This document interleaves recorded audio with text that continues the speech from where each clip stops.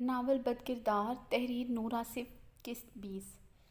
جس نے میرا چینل سبسکرائب نہیں کیا کائنڈلی وہ سبسکرائب کر دے تاکہ میرے اس ناول کی آنے والی تمام ایپیسوڈ کی نوٹیفیکیشن آپ کو بر وقت اور بآسانی مل سکے۔ ارے زیان بھائی، آپ لائبہ جو یونیورسٹی جانے کے لیے نک سک سے تیار گاڑی میں بیٹھ رہی تھی، زیان قیوم کو دیکھ کر اس کی طرف بڑھی اور خوشی سے بھرپور لہجے میں بولی، کیسی ہو لائبہ؟ زیان قیوم لائبہ کو دیکھ کر بولا، میں تو ٹھیک ہوں، آپ بتائیں کہاں ہوتے ہیں آپ؟ بھائی کی شادی پر بھی نہیں آئے اور اتنے دن بعد آپ چکر لگا رہے ہیں۔ فرخندہ آپا بھی آپ سے ناراض ہیں، لائبہ شکوہ کرتے ہوئے بولی۔ بس مصروفیت تھی گڑیا، ورنہ شامیر کی شادی میں اٹینڈ نہ کروں ایسا ہو سکتا ہے؟ بزنس کے سلسلے میں امریکہ تھا، کچھ اہم میٹنگ تھی، اگر میں نہ جاتا تو شامیر کو جانا پڑتا، اور اس کی تو شادی تھی اس لیے مجھے جانا پڑا۔ زیان قیوم نے تفصیلی جواب لائبہ کو دیا۔ فون کی بیل پر لائبہ کی توجہ فون کی طرف ہوئی۔ اوکے زیان بھائی، پھر ملاقات ہوگی آپ سے، مجھے یونیورسٹی سے دیر ہو رہی ہے۔ لائبہ زیان کو خدا حافظ کہتی گاڑی میں بیٹھ گئی اور زیان قیوم اندر کی طرف بڑھا تھا شامیر سے ملنے کے لیے۔ آج ان دونوں کی اہم میٹنگ تھی، جس کے سلسلے میں زیان شامیر سے بات کرنے آیا تھا۔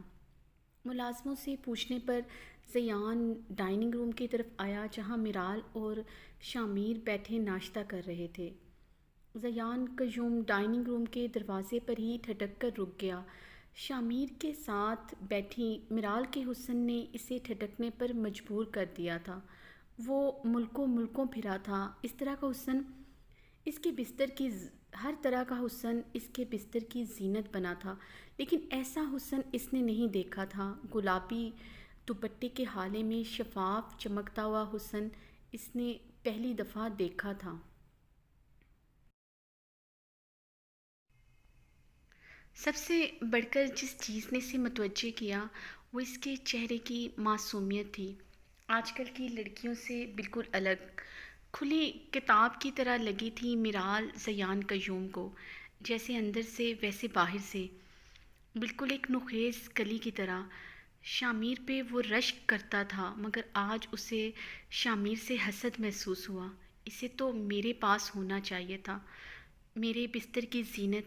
زیان قیوم سوچتا ہوا ڈائننگ ایریا میں داخل ہوا۔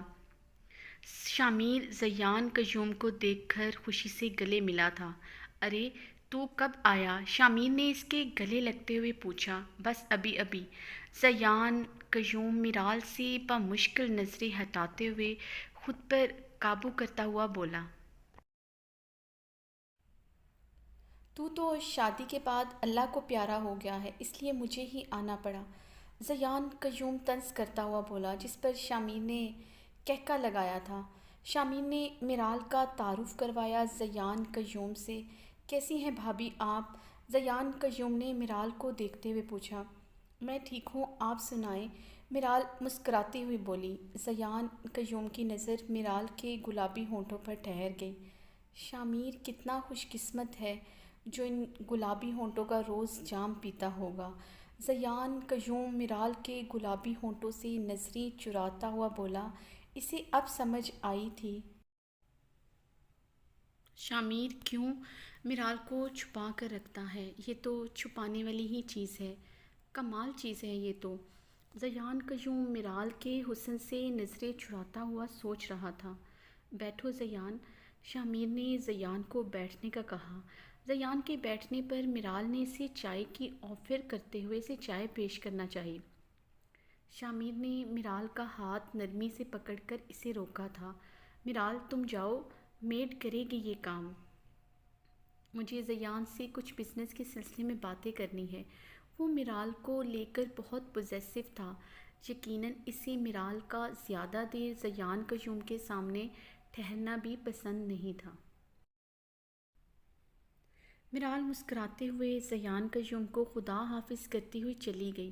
اچھا بتا کیسی رہی میٹنگ؟ شامیر کے پوچھنے پر زیان اپنی سوچوں پر بند باندھتا ہوا شامیر سے باتیں کرنے لگا۔ زیان اپنے بستر پر لیٹا کب سے میرال کو سوچ رہا تھا۔ وہ چاہ کر بھی میرال کو بھول نہیں پا رہا تھا۔ میرال کو تو اس کے بستر کی زینت بننا چاہیے تھا۔ وہ اس کے جسم کو باہوں میں لینے کے لیے تڑپ رہا تھا۔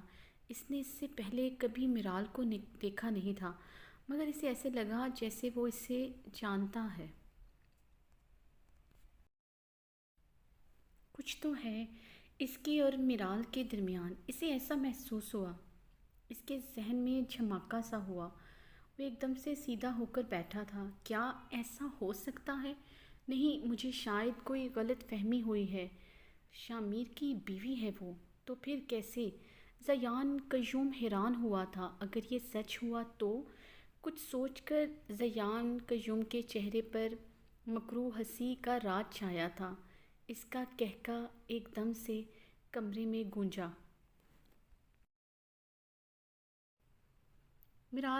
شامیر نے کمرے میں آ کر میرال کو پکارا تھا، جو اسے کمرے میں کہیں نہیں دکھی تھی۔ اس نے ڈریسنگ روم، واش روم میں جھانکا، مگر وہاں کوئی نہیں تھا، بلکہ وہ اسے پورے گھر میں کہیں نہیں ملی تھی۔ وہ تھکا ہوا آفس سے گھر آیا تھا، مگر میرال کو گھر میں نہ پا کر شامیر کی بے چینی اور تھکاوٹ میں اضافہ ہوا تھا۔ شامیر نے غصے سے میرال کا نمبر ڈائل کیا، جو کہ آف جا رہا تھا۔ وہ غصے سے موبائل پٹکتا ہوا سیڑھیاں نیچے اتر کر آیا اور ملازموں سے میرال کا پوچھا۔ ان میں کسی کو بھی نہیں پتا تھا کہ میرال کہاں ہے۔ اس سے پہلے کہ وہ ان پر غصہ کرتا، لائبہ شامیر کی آواز سن کر کمرے سے باہر آئی۔ بھائی، بھابھی اپنے میکے گئی ہیں، ان کا بھائی آیا تھا، وہ ان کے ساتھ گئی ہیں۔ لائبہ کے بتانے پر شامیر کی بے چینی تو ختم ہوئی، مگر غصہ سوا نیزے پر پہنچا تھا۔ وہ کیسے اس کی اجازت کے بغیر جا سکتی ہے؟ اور تو اور اسے انفارم بھی کرنا ضروری نہیں سمجھا تھا۔ شامیر غصے سے گاڑی کی چابی اٹھائے گھر سے نکل گیا۔ ریش ڈرائیونگ کرتے ہوئے اس نے گاڑی میرال کے گھر کے سامنے روکی۔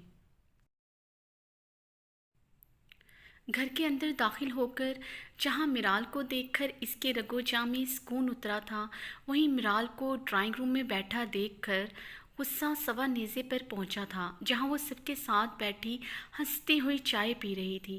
شامیر غصے سے تن فن کرتا اس تک پہنچا۔ میرال شامیر کو دیکھ کر ایک دم کھڑی ہوئی۔ شامیر، آپ؟ شامیر کو غصے میں دیکھ کر میرال کی آواز کانپی تھی، کیونکہ وہ جانتی تھی شامیر کے غصے کو۔ وہ نہیں چاہتی تھی کہ اس طرح سب کے سامنے اس کی ذات کا تماشا بنے۔ شامیر نے میرال کو غصے سے گھورتے ہوئے اپنے اشتعال پر قابو پایا۔ شامیر، کیسے ہو؟ طلحہ نے اٹھ کر شامیر سے مصافحہ کرنے کے لیے ہاتھ بڑھایا۔ شامیر نے ایک پل کے لیے طلحہ کے بڑھے ہوئے ہاتھ کو دیکھا۔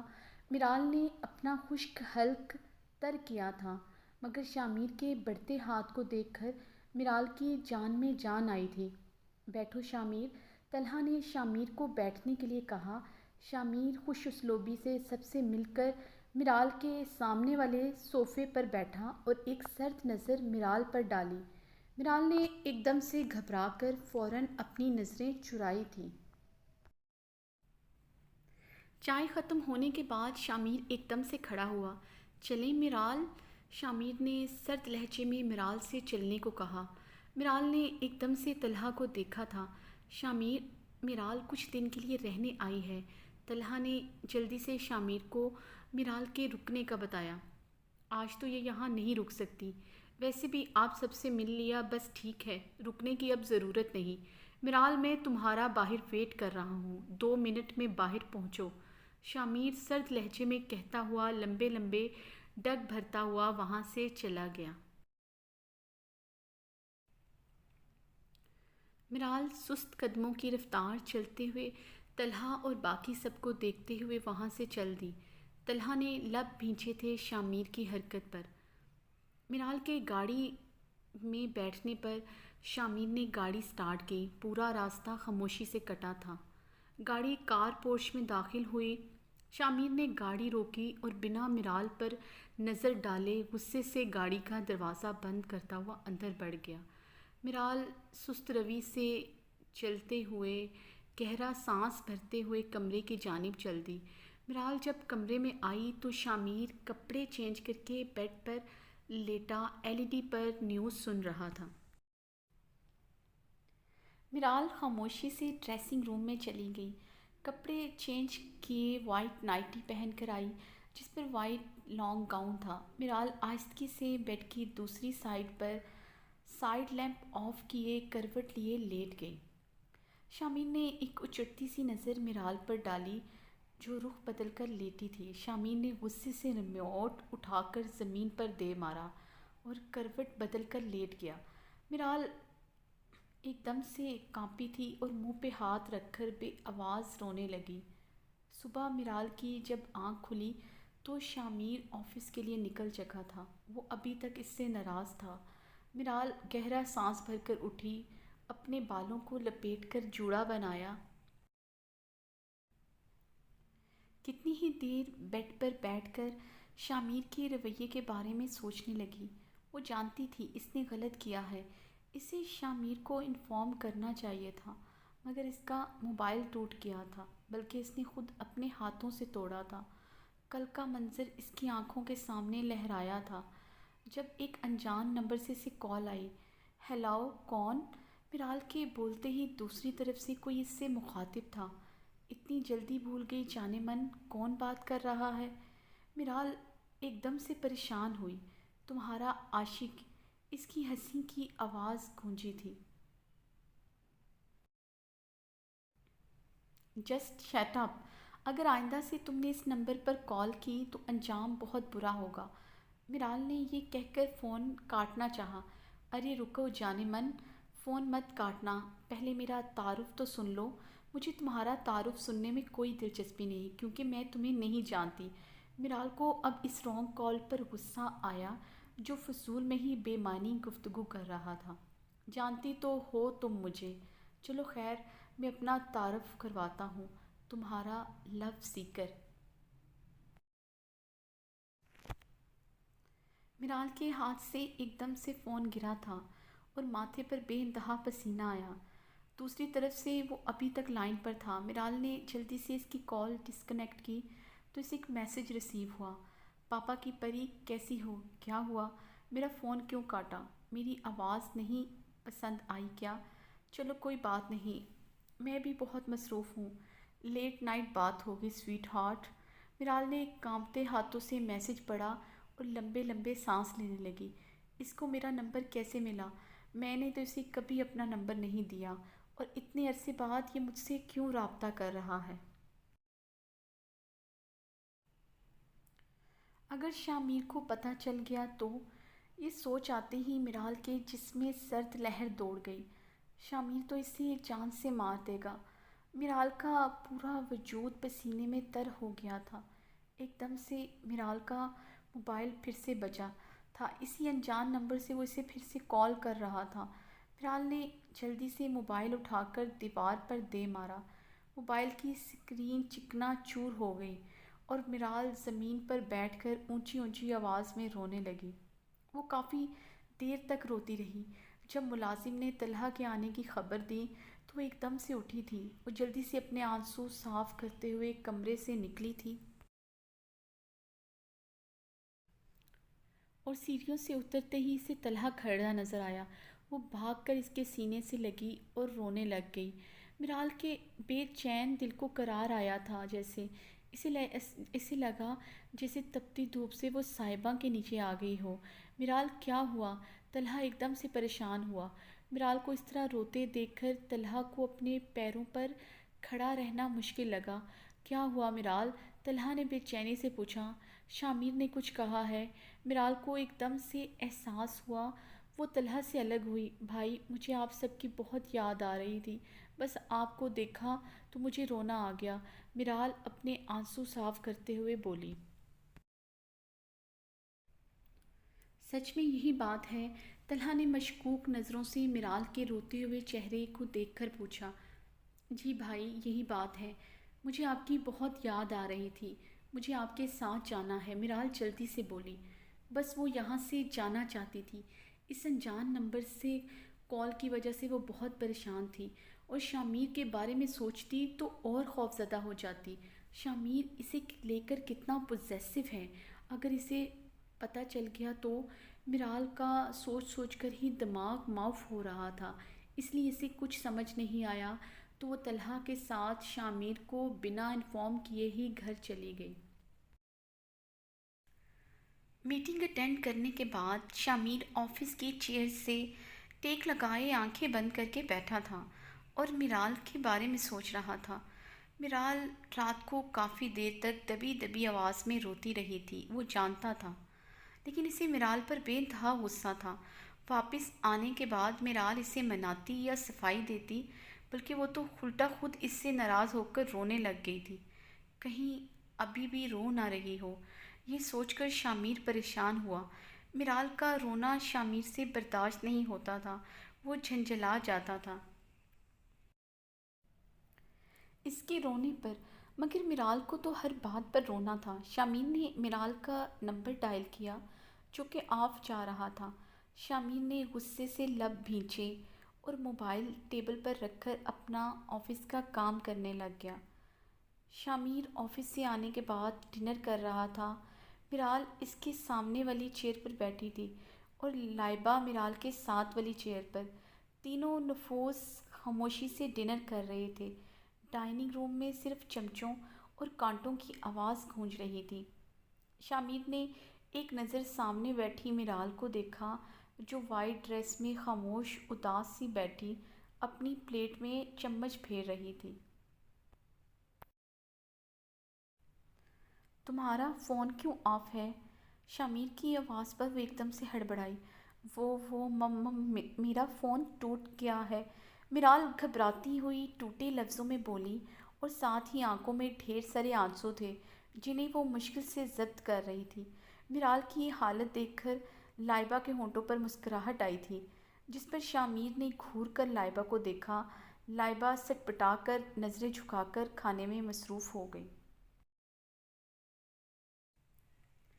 شامیر بیڈ پر بیٹھا کراؤن سے ٹیک لگائے میرال کو ہی دیکھ رہا تھا، جو ڈریسنگ روم سے بلیک نائٹی پہن کر نکلی تھی اور اب ڈریسنگ کے سامنے کھڑی اپنے بالوں کو کھول رہی تھی۔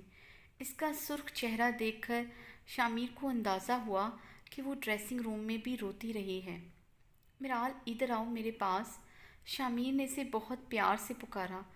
میرال چھوٹے چھوٹے قدم اٹھاتی شامیر کے پاس گئی۔ ادھر بیٹھو میرے پاس۔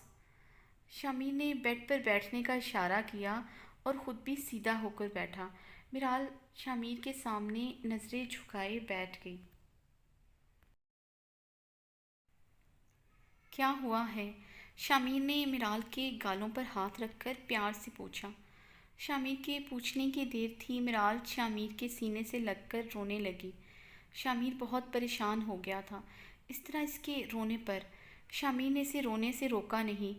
جب میرال رو رو کر تھک گئی اور سسکیاں لینے لگ گئی تو شامیر نے اسے خود سے الگ کیا اور پیار سے اس کے آنسو صاف کیے۔ کیا ہوا؟ کیوں رونا آ رہا ہے اتنا؟ گھر والوں کی یاد آ رہی ہے؟ تمہیں برا لگا ہے میں نے تمہیں رکنے نہیں دیا؟ ٹھیک ہے، میں تمہیں آفس جاتے ہوئے چھوڑ دوں گا اور رات کو پک کر لوں گا۔ مگر ادھر رات مت رکنا میری جان، میں تمہارے بغیر نہیں رہ سکتا۔ شامیر اس کے گالوں پر ہاتھ رکھے اس سے پیار سے بولا، اور میں نے تمہارا نیا فون آرڈر کر دیا ہے، کل صبح تمہیں مل جائے گا۔ نہ نہیں، مجھے فون نہیں چاہیے، میرال ایک دم سے بکھلائے انداز میں بولی۔ شامیر حیران ہوا۔ کیا ہوا ہے میرال، کیا بچوں جیسی باتیں کر رہی ہو؟ فون کیوں نہیں چاہیے تمہیں؟ اور اگر تمہارے آنسو فون کی وجہ سے ہیں تو تم ایسے 10 فون بھی روز توڑو، مجھے کوئی فرق نہیں پڑتا۔ آئندہ کے بعد کسی بھی نقصان پر رونا مت، ورنہ بہت سختی سے پیش آؤں گا۔ شامیر نے اسے تنبیہ کی، جس پر میرال کی آنکھوں سے پھر سے آنسو بہنا شروع ہو گئے۔ شامیر نے لمبا سانس لے کر میرال کو اپنی باہوں میں لیا۔ یہ جو تم رو رو کر مجھے پریشان کرتی ہو نا، اب اس کی سزا تمہیں ملے گی۔ ساری رات میری باہوں میں رہنا ہوگا تمہیں۔ مرال نے جھٹ سے آنکھیں بڑی کر کے اپنے آنسو صاف کیے تھے۔ اب کوئی فائدہ نہیں میری جان، کل جو تم نے میری جان نکالی تھی اس کی سزا تو تمہیں ملنی چاہیے۔ شامیر اسے باہوں میں بھر کے اس کے ہونٹوں کو اپنی دسترس میں لے کر اس کی سانسیں روک چکا تھا۔ شامیر نکسک سے تیار کھڑا بیڈ کے پاس آ کر میرال کو دیکھنے لگا جو بکھرے سراپے میں سلیو لیس نائٹی میں سو رہی تھی۔ میرال کی گردن پر اپنی شدتوں کے نشان دیکھ کر شامیر مسکرایا تھا اور میرال کے پاس بیٹھ کر جھک کر اس کے ماتھے پر اپنا شدت بھرا لمس چھوڑا۔ میرال نے اپنی آنکھیں کھولی اور اٹھ کر بیٹھی۔ شامیر آپ؟ میرال شامیر سے نظریں ملائے بنا اس سے مخاطب ہوئی۔ جی میری جان میں۔ یہ تمہارا موبائل؟ شامیر نے سائڈ ٹیبل پر بہت مہنگا اور لیٹسٹ موبائل اٹھا کر میرال کو تھمایا۔ میرال یہ آن ہے اور تمہاری سم بھی اس میں موجود ہے۔ اب مجھے تمہارا فون آف نہ ملے۔ شامیر میرال کے گال چومتے ہوئے اٹھا۔ میں آفس جا رہا ہوں، ناشتہ ٹائم پر کر لینا۔ شامیر اسے ہدایت دیتے ہوئے آفس کے لیے نکل گیا۔ میرال نے گہرا سانس بھر کر موبائل کو دیکھا۔ مجھے اپنا نمبر چینج کر لینا چاہیے، مگر شامیر کو کیا کہوں گی کہ کیوں نمبر چینج کیا؟ میرال اپنے ہاتھوں میں اپنا سر تھام کر بیٹھ گئی۔